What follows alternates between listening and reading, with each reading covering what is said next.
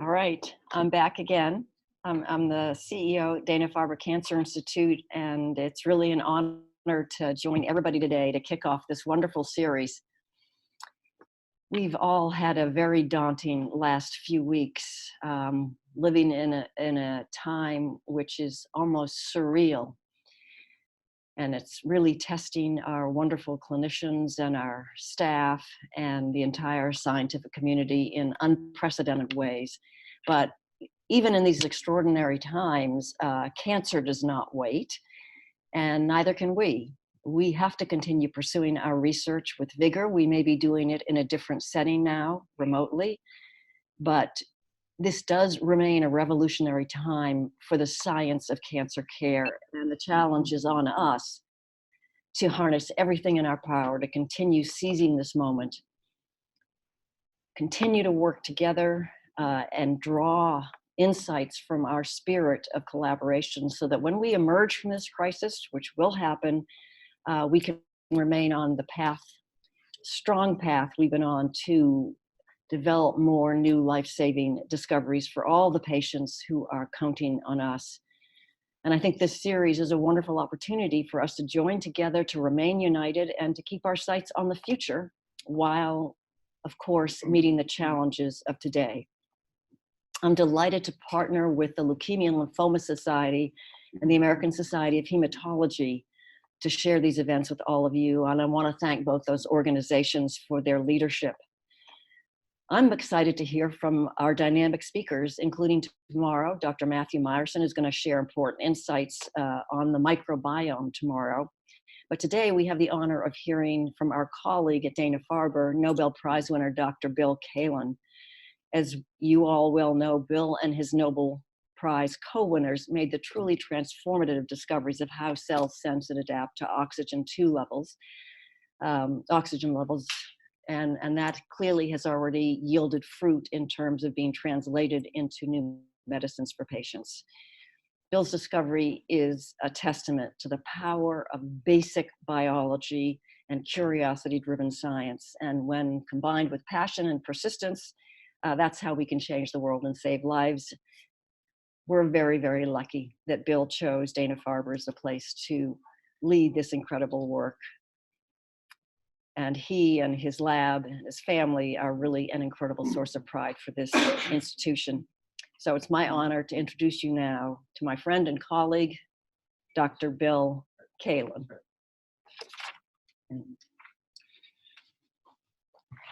Thank you very much, Lori. And first of all, I want to thank David Weinstock and Nellie Polyak for organizing this symposium series. As Lori said, these are challenging and difficult times, but I think we have to continue to remember why we're here and to try to continue to stay engaged in science. So I'm delighted to have been selected to speak. For those of you who were kind enough to have attended my seminars in oncology 2 weeks ago, however, I'm going to disappoint you because this is effectively the same lecture. So for those of you who attended that lecture, you can go back to answering your emails. So now let's see if I can go to the first slide, and let's see if I also have a cursor. And I need a little help going. You knew there was going to be a canary in the coal mine phenomenon here. So I should be in slide view, but it's not advancing. So do I just need to use this arrow here? Okay, I'll use the arrow. That's fine. Okay, we're good. Okay, so here's the obligatory disclosure slide, first of all.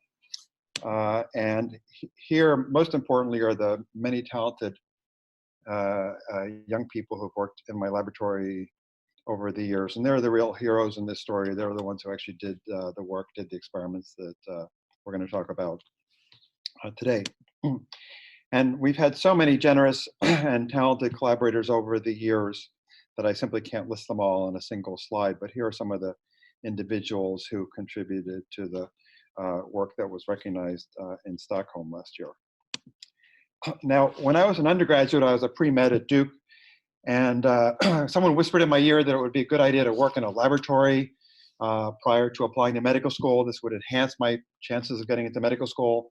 So I wound up working in a chemistry laboratory on a project that I can now say in hindsight was uninteresting, unimportant, and undoable. And to make matters worse, it was a somewhat dysfunctional laboratory with an absentee mentor. So everything that could be wrong was wrong. But of course, I was a young person and I didn't know any better.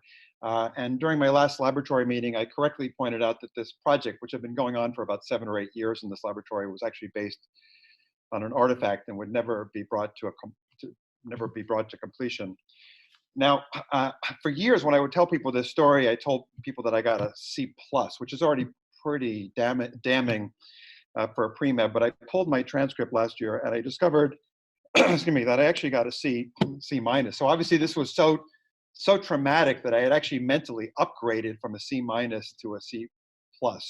Now, to make matters worse, as sort of an added punitive flourish, he wrote in the margin of my college transcript that Mr. Kalin appears to be a bright young man whose future lies outside of the laboratory. So needless to say, in 1978, I really didn't think I was going to be a scientist.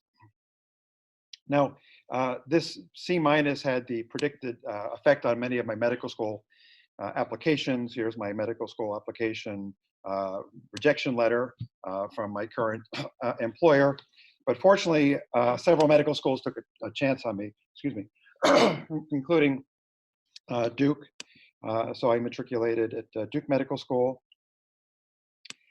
And I then went on to Johns Hopkins to do my internship and residency, again, with the intention of becoming a clinical doctor, certainly not becoming a laboratory-based researcher. For example, here I can show you, I'm up on the upper right here. Now, this is the picture from when I was an intern at Johns Hopkins, and I had the very good fortune during that time to have the great Victor McCusick as my chairman. And many of you know that Victor was really one of the fathers of modern human genetics, and it was really Victor who helped instill in me a real sense of the power of human genetics. And he also gave me a heightened appreciation for the importance of medical history and paying homage to the people who had come before you. So I was so convinced I was going to be a clinical doctor that I actually stayed an extra year to be the equivalent of a chief resident at Johns Hopkins. And this was a very important year for me, not the least of which was because it was during this year that I met my late wife, Carolyn, and the mother of my 2 children, Kathleen Grace and Tripp. But it was also during this year that I further honed my knowledge of rare eponymous syndromes like von Hippel-Lindau disease, because there's nothing a chief resident loves more than a rare eponymous syndrome to sort of establish that they're the alpha dog on rounds and they know a little bit more than everybody else does. So I finished my chief resident year. I arrived at the Dana Farber in 1987 as a clinical oncology fellow, again, fully expecting to become a clinical doctor. The only question was whether I was going to be an academic oncologist or an oncologist in private practice, maybe out in Malden. But the person who changed my life categorically was David Livingston. Through sheer dumb luck, I wound up in David's laboratory as a postdoctoral fellow. And it was really David who taught me how to think like a scientist and gave me the tools to do science. He was really the one who helped me become familiar with the modern methods used by a molecular biologist. So I finished my postdoc in 1992. I was actually working down the hallway from David, so I was looking for a problem to work on that would differentiate me from the work I had done in David's lab on the retinoblastoma protein and the E2F transcription factor. And fortunately for me, this issue of Science appeared on my desk describing the cloning of the VHL tumor suppressor gene. And for reasons that I hopefully will become clear over the next 10 minutes or so, I thought this would be a really great problem to work on. So we pivoted at that time and devoted ourselves to working on the VHL tumor suppressor gene. So I mentioned medical history, so I like to start this story where it in hindsight began. So this in hindsight is the first paper describing individuals that we would now say have von Hippel-Lindau disease. This was a paper by the English geneticist Treacher Collins, who had seen a brother and a sister, both of whom had unusual blood vessel tumors of the retina that we would now refer to as a retinal hemangioblastoma. And these lesions, because of their vascular nature, are easiest to see if you first inject the patient with a fluorescein dye. So here's a patient with VHL disease who has a large retinal hemangioblastoma, again seen after injection with a fluorescein dye. Now, a similar family was described 10 years later by the ophthalmologist Eugen von Hippel. and it's sort of interesting to me that, why is it von Hippel-Lindau disease and not Collins disease? But ironically, this was the great descriptive era in medicine. And if you could only read one literature during the great descriptive era in medicine, you read the German literature, not the English literature. And so many more people had read von Hippel's paper than had read Collins' paper. Moreover, von Hippel's father himself was an academic physician. And of course, this was prior to the days of PubMed or Index Medicus. So his father would actually carry copies of his son's papers to the congresses, so everyone knew about them. But the real hero in the story was the Swedish neuropathologist Arvid Lindau, who published his paper in 1927. And being a neuropathologist, he was the first to appreciate that these retinal lesions were simply the tip of the iceberg and were the marker for a systemic disease that could affect many other organs, including the brain and the spinal cord. And so again, here's what some of these VHL-associated tumors might look like. In the upper left, I'm showing you the fundoscopic view of a VHL patient who has a retinal hemangioblastoma. For orientation, this is the normal optic nerve, but here's the retinal hemangioblastoma. And again, as I told you a moment ago, these lesions are easiest to see if you first inject the patient with a fluorescein dye, and then you can see even these very small retinal hemangioblastomas in this patient. Now, if they're detected this early, they can be easily treated with a laser, but if they become larger or cause retinal detachments, or they're in a particularly sensitive area, such as near the optic nerve, they can actually cause blindness. But it was actually, again, Lindau who appreciated that these retinal lesions were often associated with other lesions. So here in the lower left, I'm showing you an MRI of a patient with von Hippel-Lindau disease. Again, for orientation, here's the normal lateral ventricle. But this patient has a large cystic hemangioblastoma of the cerebellum with the celic component shown and enhancing here on MRI. These patients can also develop renal cyst and renal cell carcinomas. So here is the kidney of a VHL patient, and the urologist has unroofed a large renal cyst and has discovered a clear cell renal carcinoma arising from the epithelial cells lining this cyst cavity. And I should point out that clear cell renal carcinoma is by far the most common form of kidney cancer. So with apologies to Treacher Collins, this came to be known as von Hippel-Lindau disease. It affects about 1 in 35,000 people worldwide. It's caused by loss of function germline mutations of the VHL tumor suppressor gene at 3p25. I've mentioned the central nervous system and retinal hemangioblastomas, the clear cell renal cell carcinomas. These patients can also develop a neural crest tumor referred to as a paraganglioma, and when those paragangliomas occur in the adrenal gland, they're referred to as pheochromocytomas, and they can also develop a few other tumors. Now, I highlight clear cell renal carcinoma in red because hemangioblastomas are very interesting, but they're quite rare. Pheochromocytomas are also very interesting, but arguably pretty rare. But clear cell renal cell carcinoma, as I mentioned a moment ago, is one of the most common. It is the most common form of kidney cancer, and kidney cancer is one of the 10 most common cancers in the developed world. And I point this out because when I was starting my lab, there was a lot of excitement about molecular insights into cancers like hairy cell leukemia and Burkitt's lymphoma, which were fascinating at the molecular level, but not really very common. And so I thought, everything else being equal, why not work on a common cancer? And so the hope was that studying the VHL gene would provide insights into a common cancer, namely kidney cancer. Oh, excuse me. Now, a word or two about the genetics of VHL disease. As you probably have already guessed, in VHL disease, the individuals have inherited a defective version of the VHL gene from mom or dad. So in this schematic, I'm showing you the maternal and the paternal copies of chromosome 3p. And in this schematic, the individual has inherited a defective VHL gene from mom. But initially, they're okay because they still have one wild type allele. But over time, what happens is in a susceptible cell, such as in the kidney or the eye or the brain, a cell will spontaneously lose the remaining normal copy of the VHL gene, and it's that cell that will go on to form a tumor.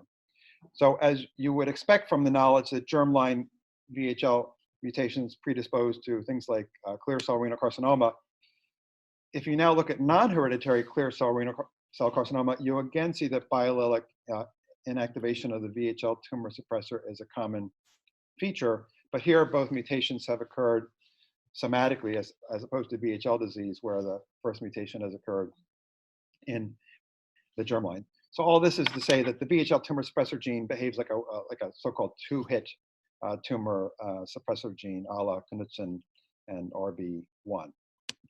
So why else work on the VHL gene? Well, clinicians know that the tumors seen in VHL disease are highly angiogenic. So I've already mentioned the angiogenic nature of the hemangioblastomas. But another old clinical saw was that kidney cancers are also very angiogenic. In fact, in the pre-CAT scan era, the diagnostic procedure of choice in patients suspected of having a kidney cancer was to do a renal angiogram and to look for the characteristic appearance of new blood vessels in the kidney. And that was sort of a smoking gun that this kidney must harbor a kidney cancer. Now, I had become very interested in angiogenesis even as a medical student, and I think this sort of reached its peak in the early 90s with the work of Joda Folkman, who had been identifying in phenotypic screens molecules such as angiostatin and endostatin, which at least in laboratory models could inhibit tumor angiogenesis and inhibit tumor growth. So I liked the idea of developing angiogenesis inhibitors for cancer, but I thought if we were going to develop such inhibitors, they should be based on a better understanding of the molecular pathways and circuits that actually control angiogenesis, and that we would actually need to develop drugs with defined mechanisms of actions in contrast to the angiostatins and the endostatins of the world. Now, another curiosity about VHL-associated tumors is they sometimes cause patients to make too many red blood cells, which of course is the opposite of anemia, where you have too few red blood cells. So normally if you take a patient's blood and spin it down in a capillary tube, about maybe 40% or so of the packed volume will actually be the red cells themselves. But in patients with VHL-associated tumors, sometimes they develop too many red blood cells and they'll have elevated hematocrits.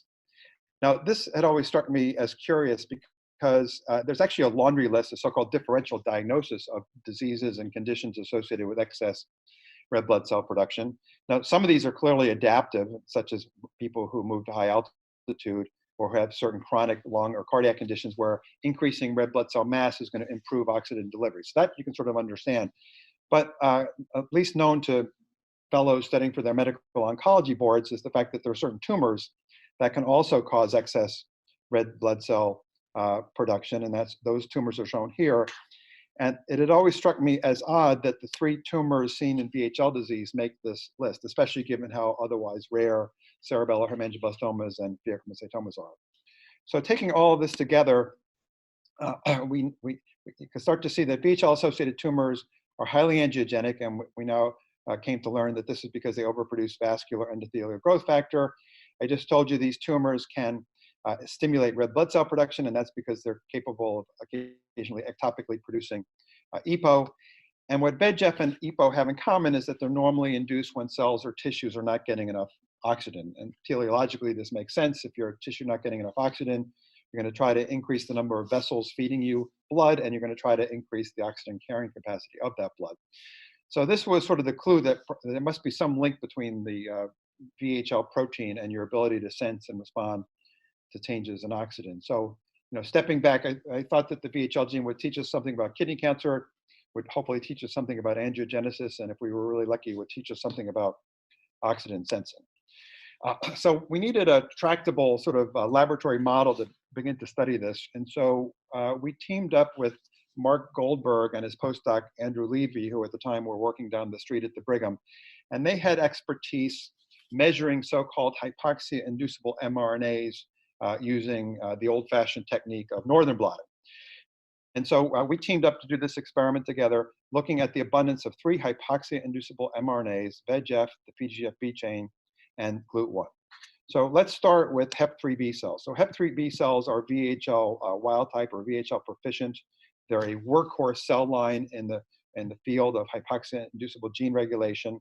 And the key here was if you grew these cells under 1% oxygen or hypoxic conditions, you indeed would see the induction of these 3 messages, whereas under 21% oxygen, these messages were barely, if at all, detectable.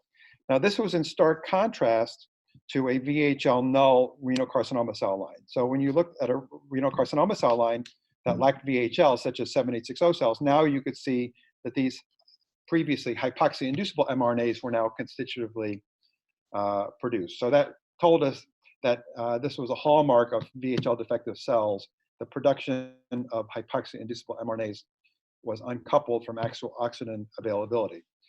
So then, importantly, Othon Eliopoulos took the 7860 cells, and by stable transfection, he restored the function of the VHL protein. So here are 3 independent clones where he's reintroduced the wild-type VHL protein using stable transfection. And now he restored the regulation of these hypoxia-inducible mRNAs.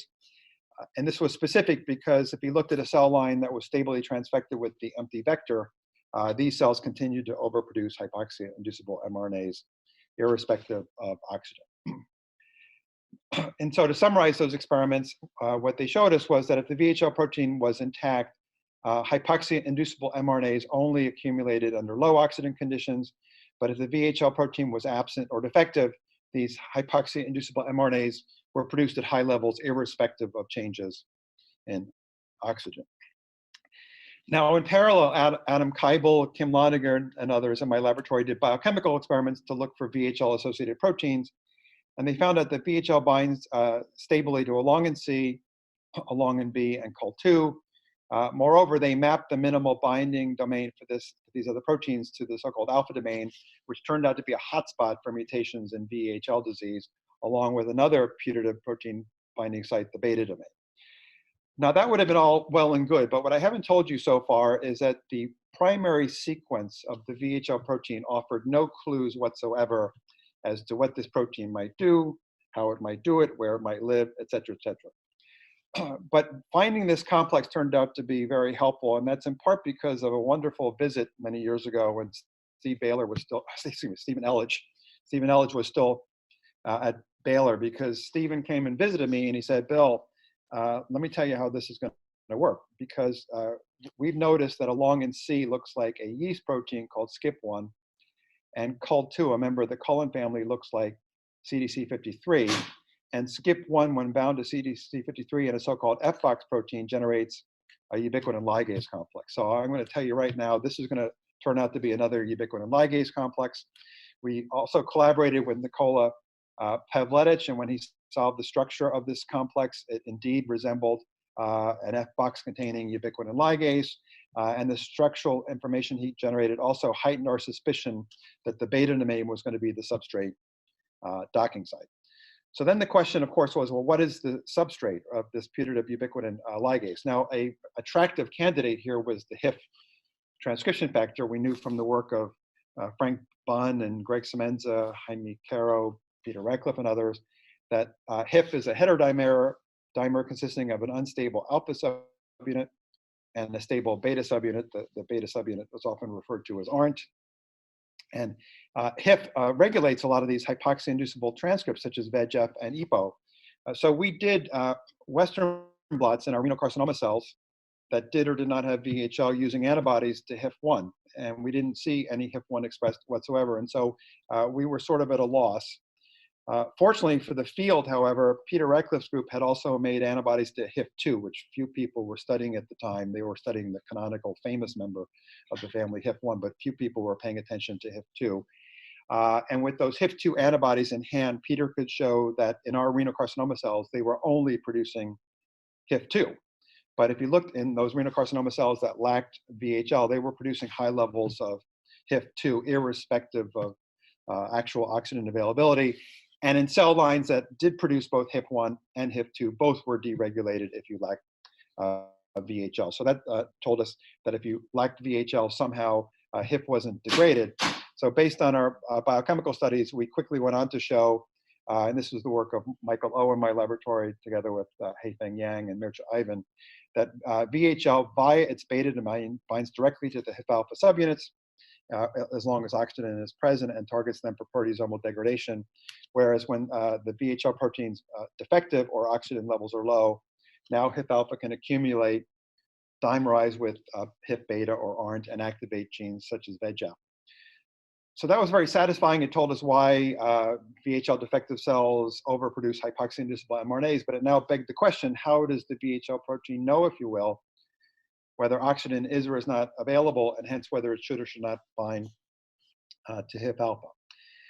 So one informative experiment that began to address that question is shown here. This is the work of Haifeng Yang, So here, Haifeng used a cell line called TS20 cells. So these cells are VHL proficient, but they have a temperature-sensitive mutation in the E1 ubiquitin activating enzyme. So when you shift them to the restrictive temperature, ubiquitination stops, and proteins that would have been targeted for proteasomal degradation can now accumulate.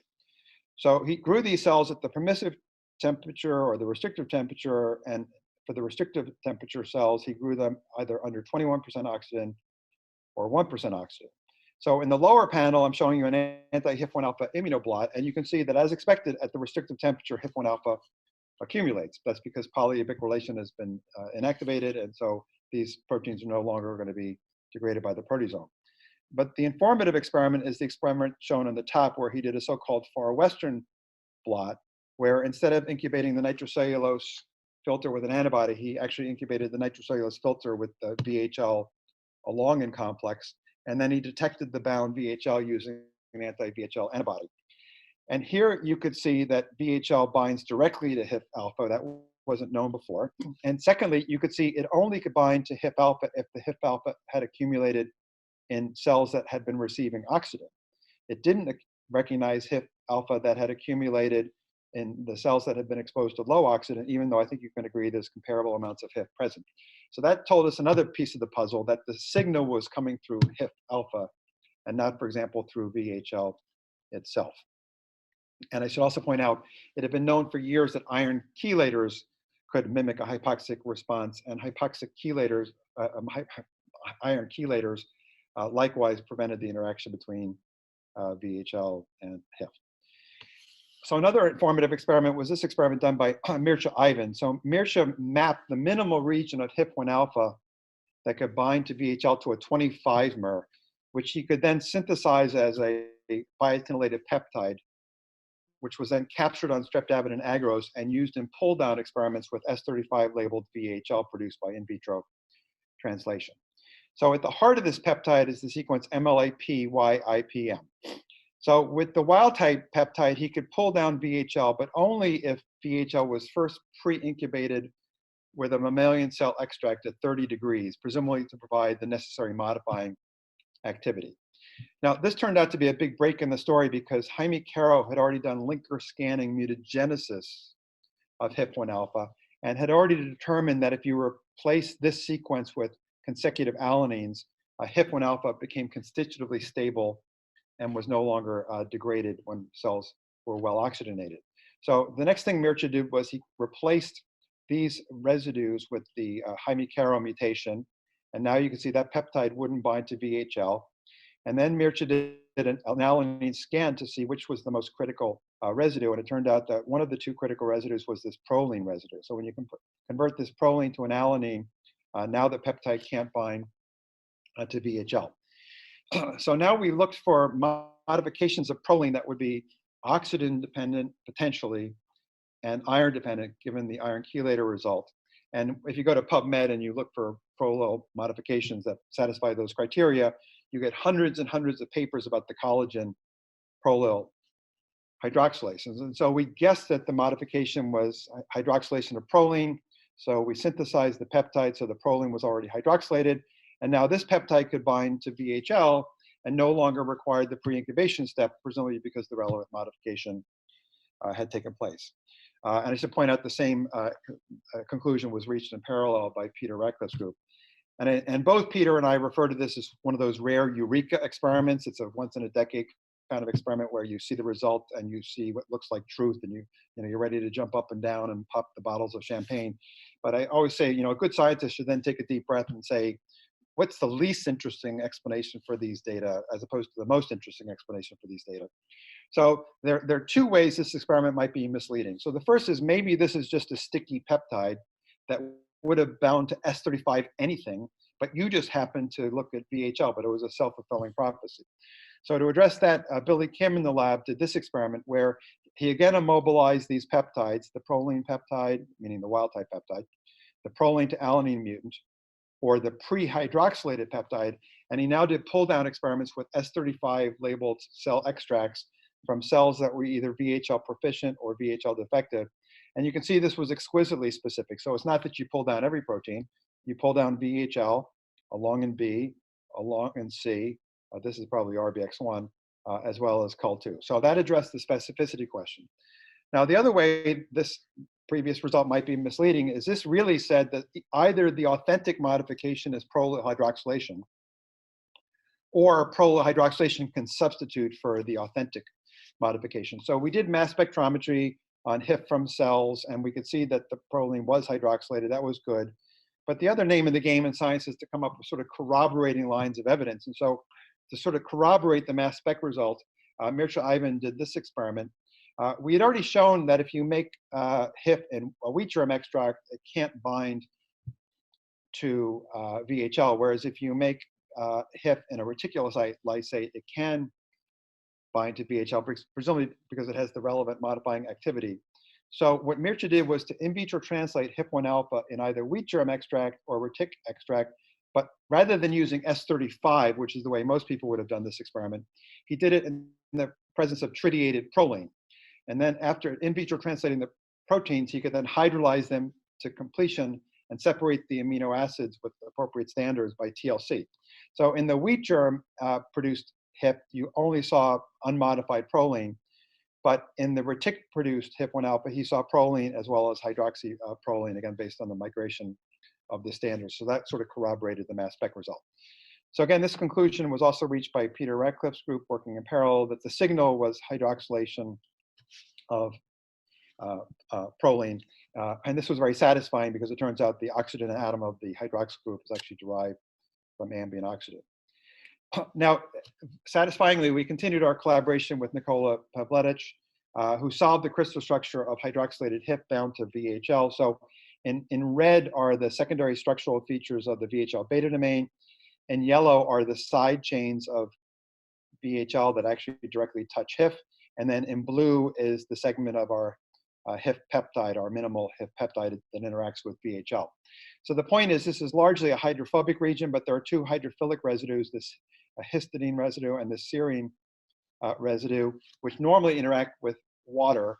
But when the HIF peptide enters the cleft, the water is displaced, which is energetically unfavorable. But if the proline has been hydroxylated, this hydroxyl group can substitute for the displaced water. So that appears to be the basis for the specificity. So now the quest was on to identify the enzymes. We thought we were well positioned because of our collaboration with Joan and Ron Conaway, and that little biochemical assay I showed you a moment ago based on modification of a biotinylated HIF peptide. We thought we were in very good position to biochemically purify the enzyme, and so at least someone would have identified the enzyme. But we also knew in the back of our mind that someone using a clever genetic trick might get there first, and that both of those turned out to be true. So again, with the help of Joan and Ron Conaway, Mircea Ivan partially purified the modifying activity that allows now the HIP peptide to bind to the VHL. And when tested, the responsible protein was orphan dioxygenase called EGLN1, but the same conclusion was reached by Peter Radcliffe and Stephen McKnight using genetic approaches in worms and flies, respectively. Now, this is showing you the reaction in a little bit more detail. So again, this enzyme is going to use ambient oxygen to make the hydroxyl group. Satisfyingly, the enzymes require iron, which explain the iron chelator result. And they also require a co-substrate, namely 2-oxyglutarate, which is also called alpha-ketoglutarate, which gets decarboxylated to succinate during the hydroxylation reaction. Now, there are three members of the family, EGLN1, EGLN2, EGLN3. The alternative names are shown in parentheses. But by all accounts, and this was first shown by Jacques Boisiger, the major modifier of HIP under normal circumstances is EGLN1. And perhaps for that reason, you can't make it through mammalian embryogenesis without EGLN1, in contrast to EGLN2 and EGLN3, where the knockouts are grossly viable. So to circumvent this embryonic lethality, Andy Minamishima in the lab made mice where he could conditionally inactivate EGLN1 in adult mice using Cre-Lox technology and a tamoxifen-inducible Cre. And when he did that, the mice developed massive polycythemia over time. So that was very satisfying. Moreover, we now know from the work of Joseph Racal, Frank Lee, and others that there are some families around the world that develop polycythemia on a genetic basis. When tested, some of them have homozygous or less commonly compound heterozygous hypomorphic VHL mutations, so-called Shuvash polycythemia.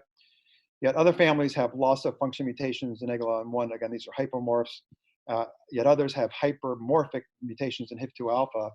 And I should also point out that studies of patients or individuals who have been adapted to life at high altitude also show adaptive polymorphisms in this pathway. So I think there's very good genetic evidence from both man and mouse that this is the oxygen sensing pathway, at least with respect to the control of EPO. Now, I'm sometimes asked, well, why don't these patients simply develop von Hippel-Lindau disease? I think that's a long discussion, but part of the answer has to do with the following. So in the familial polycythemia families, the defect is present from the time of conception in every cell. And when measured, these cells are producing slightly too much HIF. But basically, every cell in the body that can make too much HIF is making too much HIF and hence too much EPO. So this is a very subtle defect, but measured or multiplied by many, many cells. This is in contrast to VHL disease. So in VHL disease, again, you're a germline heterozygote. So if you look at, for example, kidney tumors arising in patients who are either VHL patients, or if you look at sporadic kidney cancers, again, there's no problem with the host because there's no evidence for haploinsufficiency of the VHL gene, but you now have a rogue clone that's effectively VHL null or has a gross defect in VHL. So this is a much bigger elevation of HIF restricted to a much smaller number of cells. So the genetics are subtly different here if you compare VHL disease to the familial polycythemia conditions.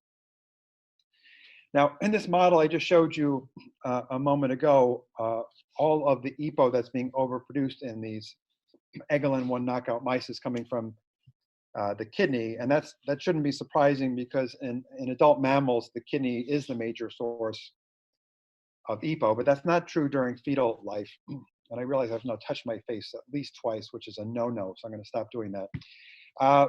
So during fetal life, it's the liver, which is the major source of EPO. And then what happens is about the time of birth, the hepatic EPO locus shuts down and the kidney takes over. And this has both medical and economic implications because there are at least 20 million Americans with chronic renal failure, and 2 to 4 million of these are anemic. So Andy Minamishima wanted to see if the hepatic EPO locus could be reactivated. And I should point out there was some clinical data to suggest this might be the case.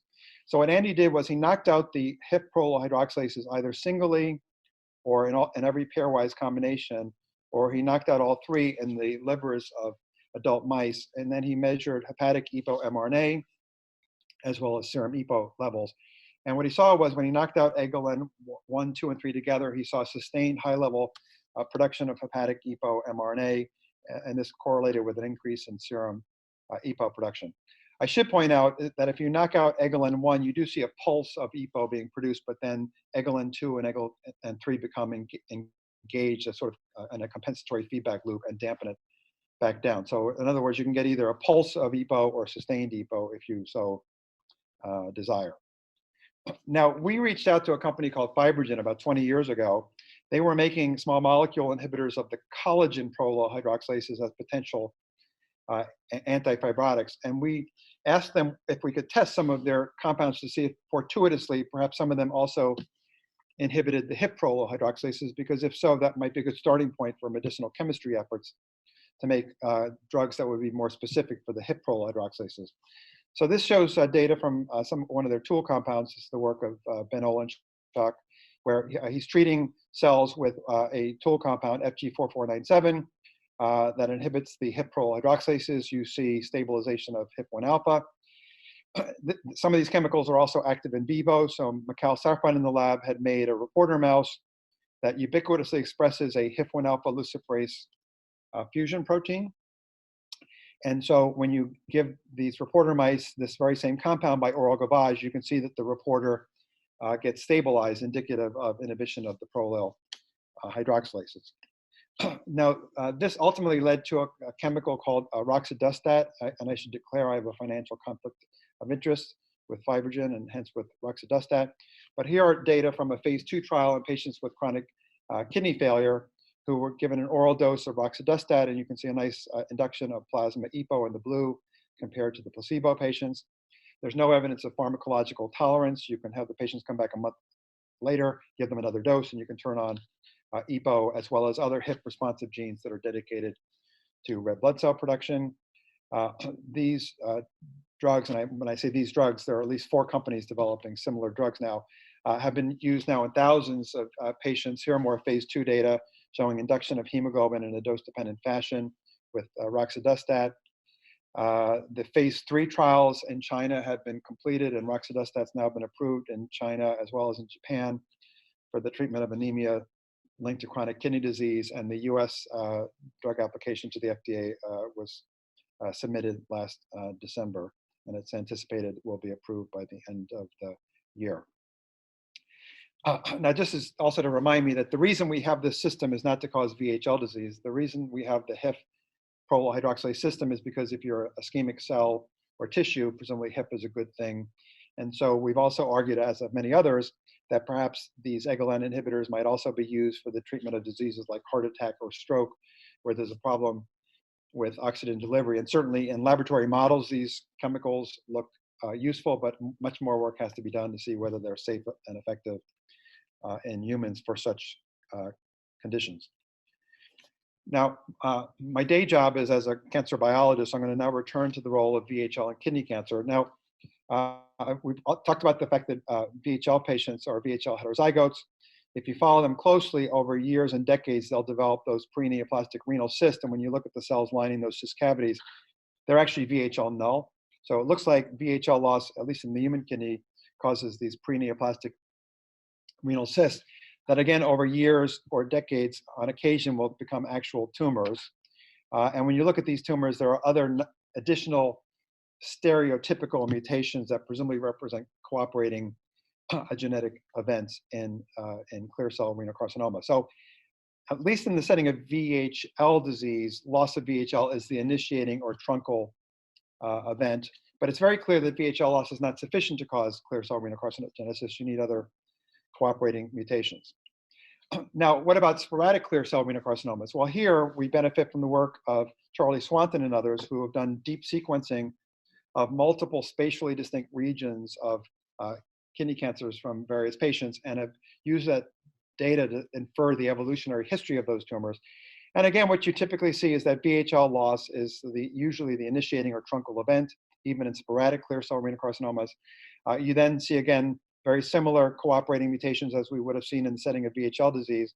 And here you can clearly see that some of these mutations occur in a so-called branch pattern that's subclonal as opposed to the VHL loss, which is the initiating event. So what can we do about this? So a long time ago, Othman Eliopoulos in the lab showed that if you restore the function of the VHL protein in a VHL null renal cell carcinoma, those cells will grow happily on a plastic dish, at least in the short term, but they lose the ability to form tumors in nude mice. So to ask whether this was really all about HIF, Keiichi Kondo in the lab took these cells and introduced into these cells a version of HIF alpha that can't get recognized by VHL because the prolyl hydroxylation sites have been mutated. And when he did this with HIF2 alpha and not HIF1 alpha, he was able to completely override the ability of VHL to suppress the growth of these tumors in nude mice. And in a complementary set of experiments, he took the VHL null cells. He then did this with HIF2 alpha hairpins, but we've subsequently done it with CRISPR. And once again, these cells grow reasonably well on plastic, but they lose the ability to form tumors in nude mice. So this said that inhibition of HIF2 alpha was both necessary and sufficient for kidney tumor suppression by VHL. And it also suggested this was a special property of HIF2 alpha and not its better studied cousin, HIF1 alpha. Now, this just shows what one of these experiments might have looked like. We all do these types of experiments. So here, Keiichi has injected cells on the right, where the renal carcinoma cells have the HIF2 alpha hairpin. And you see that cells can't form tumors in contrast to cells that got the empty vector or control hairpin. And this is perhaps satisfying, but I also point out that the most dangerous result is the one you were looking for, right? So you tend to get a little bit lazy.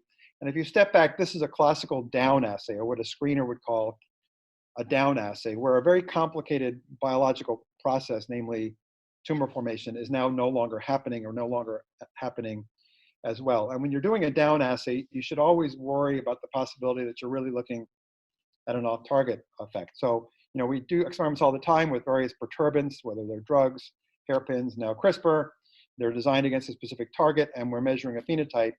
But if it's a down phenotype, you should really start out with the presumption that this is an off-target effect until proven otherwise. And for the young people on the call, this is your required reading for the week since you have so much extra time on your hands. But this is trying to summarize 25 years of learnings with respect to the kind of traps that you can fall into if you're not reasonably careful when it comes to target validation.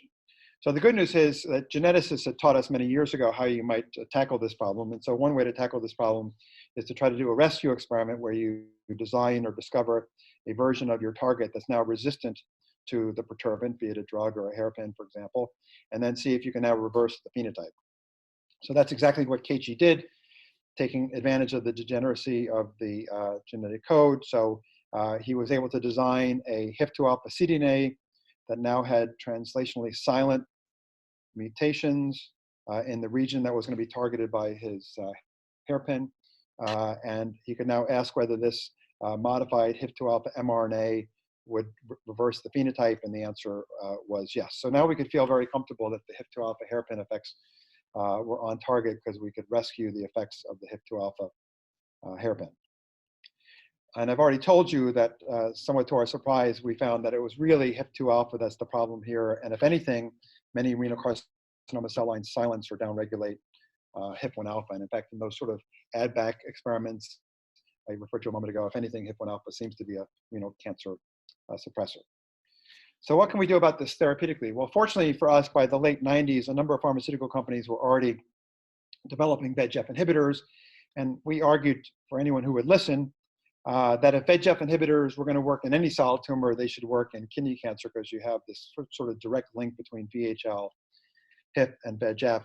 And in fact, Napoleon Ferrara at Genentech lent me these data, where Genentech had looked at VEGF levels on the y-axis across a variety of tissues along the x-axis. And so in green are the VEGF levels in the normal tissues, and in red are the values for the tumors derived from those tissues. And so you can see that VEGF is modestly elevated across tumor types, but the 800-pound gorilla is kidney cancer, and that presumably reflects the fact that VHL loss is the signature lesion in kidney cancer and leads to the deregulation of HIF and VEGF. So a number of VEGF inhibitors have now been tested and approved in kidney cancer, and fortunately, this has been I think a meaningful advance, with some patients actually doing well on these drugs for years. But at the same time, there are many patients who don't respond, and even the patients who respond will eventually progress. So how can we do better? So based on first principles, you would say, let's just target HIF alpha and let's just target HIF2 alpha itself. But the dogma was that HIF2 alpha simply wasn't druggable as a DNA binding transcription factor. But fortunately, Rick Bruick and Kevin Gardner, who were then at UT Southwestern, identified a potentially druggable pocket in HIF2 alpha. And they, at UT Southwestern, identified chemical scaffolds that could bind to this pocket, and in so doing, induce an allosteric change in HIF2 alpha such that it can no longer dimerize with ARNT and hence no longer bind to DNA. And fortunately, these chemical scaffolds were out-licensed to a biotech company called Peloton, where I did have a financial conflict of interest until they were acquired by Merck a few months ago. And Peloton chemists did classical medicinal chemistry to make these chemicals more drug-like, more potent, more specific, and more bioavailable. And our group, as well as my former postdoc, Jim Bruguerola, showed that in preclinical models, this tool compound did everything you'd want. It decreased HIP-dependent mRNAs when administered to VHL null renal carcinomas. It decreased proliferation and decreased tumor growth. So again, high five, terrific, this is what we wanted, but the operative word here is decreased, decreased, and decreased. So these are all down assays. This is really specific. So we wanted to do a rescue experiment, and here, frankly, we got lucky because Bruick and Gardner had already identified a point mutation in HIF2 alpha that would prevent the drug from binding to the pocket. That the decrease in binding is shown here. So Chin Cho in the lab used CRISPR to generate isogenic VHL null renal carcinoma cells that were now either producing wild-type HIF2 alpha or this HIF2 alpha drug-resistant mutant. So here she's measured 4 HIF2 responsive mRNAs by real-time PCR, and you can see at high nanomolar, low micromolar concentrations, you downregulate these HIF2 responsive mRNAs in the cells that produce wild-type HIF2 alpha, but this can be largely rescued by the drug-resistant mutant. So the transcriptional effects are on target. How about soft agar assays? We all like to do soft agar assays. So here is a typical soft agar assay with the cells expressing wild-type HIF2 alpha. Here's 0.2 and 2 micromolar. You see decreased soft agar growth. Parenthetically, at 10 micromolar, this drug kills cancer cells whether they do or don't express HIF2 alpha, so concentrations actually matter. But what I can tell you is this is on target because we can rescue this with the drug-resistant mutant. And not shown here is the fact that we could also rescue the anti-tumor effects of this chemical, again, in nude mouse experiments. Just as an aside, you might say, well, Bill, you got very lucky. Someone delivered on a silver platter a drug-resistant mutant. What do you do if you're not so lucky?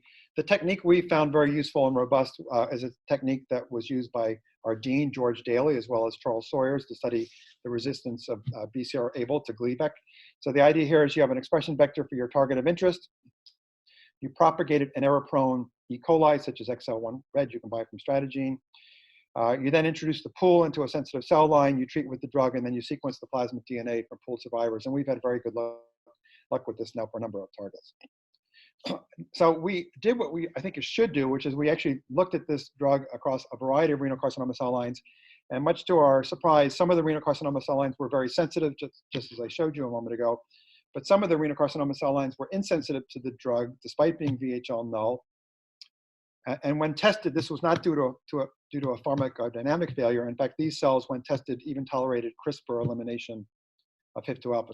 So this suggested some heterogeneity, which has actually been borne out also in the clinic. So here are the phase 2 data in patients with advanced renal carcinoma who had failed multiple prior lines of therapy.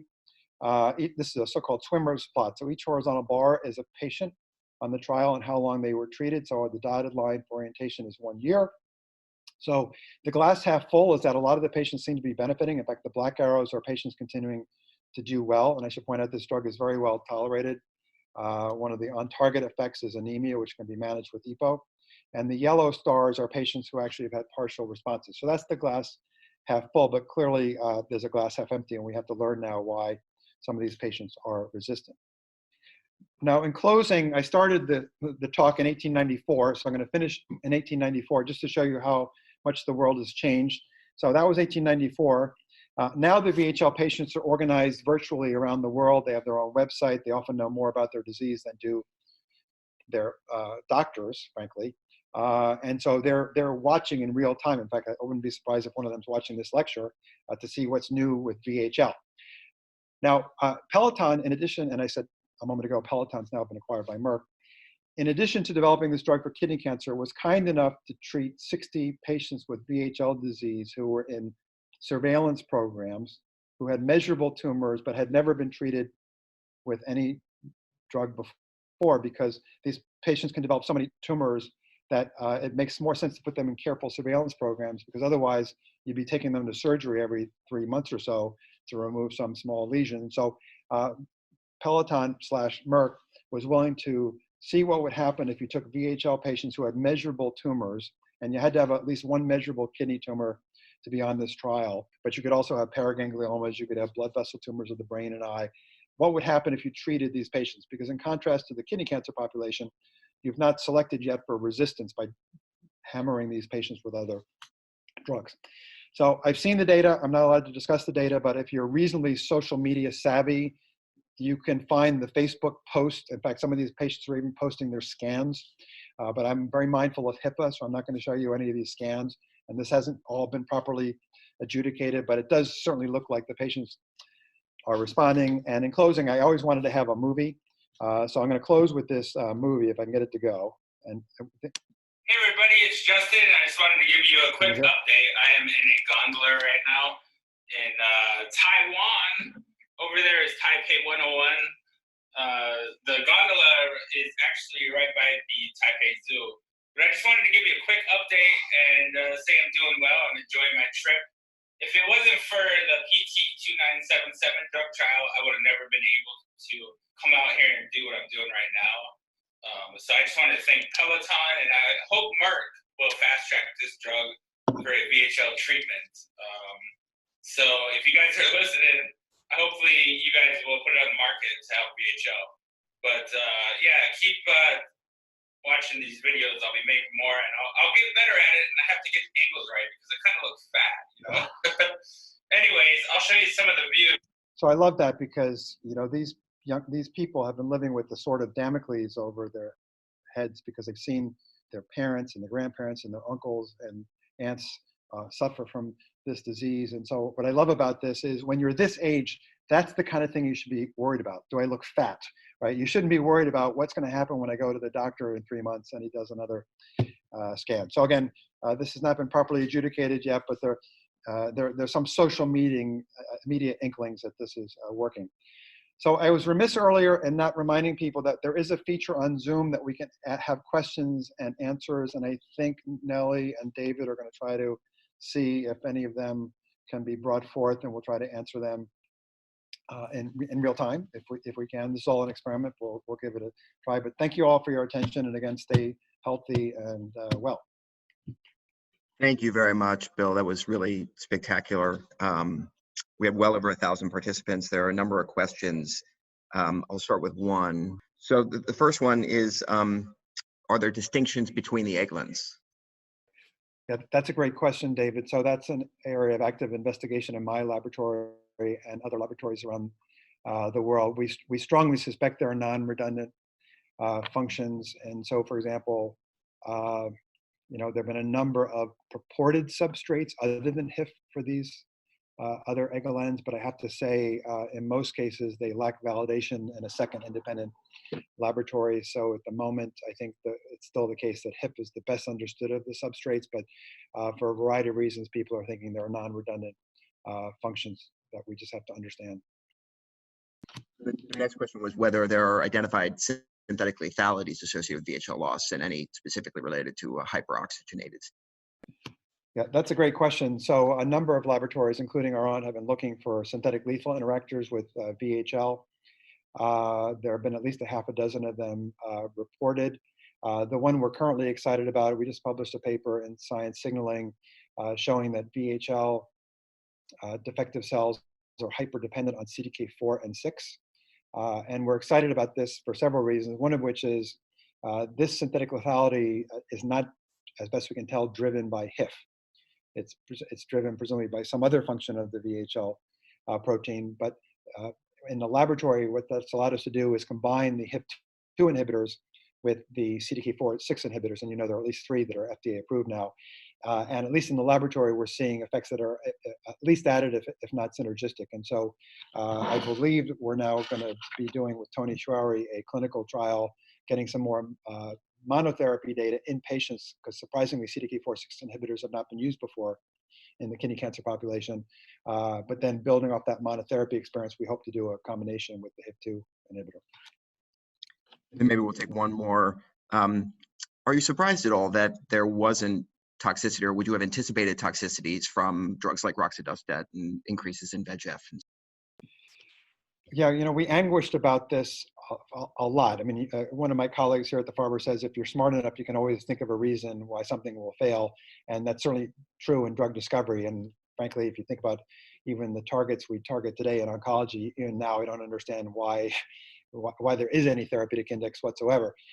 In this case, we actually got quite lucky, because it turns out there, and this would be a longer discussion, but it turns out that the roxadustats turn on things like EPO, but they don't turn on VEGF. And when I initially saw those data, I thought people were kind of cooking the books and just trying to pull the wool over our eyes, because I was likewise somewhat concerned about what's going to happen if you start overproducing VEGF. But it turns out there's another fail-safe mechanism that regulates HIF1 alpha called FIH or FIH1. And so as long as FIH1 is active, you can't turn on VEGF, but you can turn on EPO. So that might have been fortuitous.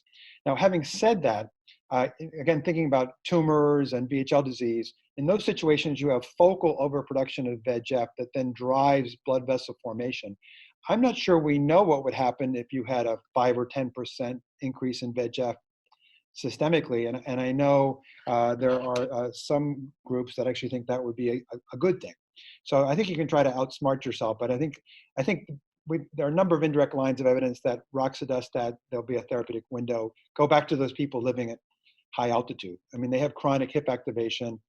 If anything, epidemiologists claim they have longer life expectancies than people living at sea level, and they certainly don't develop VHL disease. And I think finally, I mentioned that VHL loss is not sufficient to cause, for example, kidney cancer. You would need other things to happen. So I'm hopeful there'll be a therapeutic index.